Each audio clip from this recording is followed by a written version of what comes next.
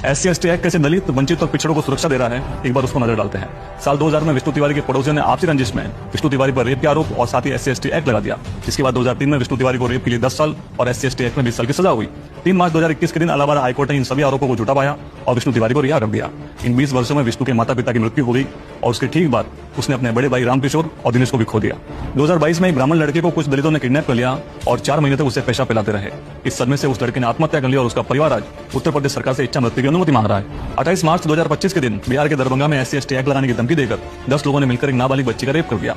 2018 में उत्तर प्रदेश के मथुरा में एक महिला ने अपने देवर के साथ मिलकर अपने 6 साल के बेटे की हत्या कर दी और उसकी बॉडी को कुएं में फेंक दिया और इसका इल्जाम लगा दिया एक ब्राह्मण परिवार पर। लेकिन इस कानून का दुरुपयोग यही नहीं रुकता, कैसे इन लोगों ने इस कानून को पैसे छापने की मशीन बना लिया है। और वो देखो, सितंबर 2025 में उत्तर प्रदेश के अलीगढ़ में चंद्रावती नाम की एक महिला ने SC/ST एक्ट के करीब 16 झूठे केस लगाकर पिछले 10 वर्षों में 46 लाख रुपए कमा लिए। महाराष्ट्र के पुणे में सौरभ कुमार की अपने सोसाइटी के एक व्यक्ति से बहस हो गई और उस व्यक्ति ने सौरभ कुमार पर SC/ST एक्ट के तहत केस कर दिया और इस केस को वापस लेने के लिए सौरभ कुमार से 1 करोड़ रुपए की मांग की गई। बैंक और स्कूल भी इस कानून से नहीं बचे हैं। अमित कुमार नाम के एक व्यक्ति ने एक्सिस बैंक से 10 लाख रुपए का लोन लिया और जब बैंक ऑफिसर लोन वसूल करने गए तो उन पर SC/ST एक्ट का केस कर दिया।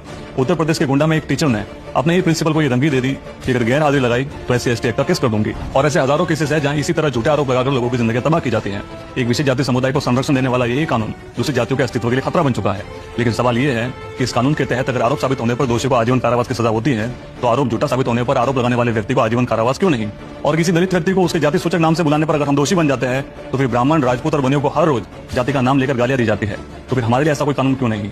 जिस कानून को अनुसूचित जनजातियों के लिए ढाल के रूप में लाया गया था, आज उसी कानून को हथियार बनाकर सवर्णों के खिलाफ प्रयोग में लाया जा रहा है। इसलिए सरकार से सवाल पूछना चाहिए कि जब संविधान सभी को एक सा अधिकार देता है तो फिर कानून और कानूनी प्रक्रिया के मापदंड सभी के लिए अलग क्यों?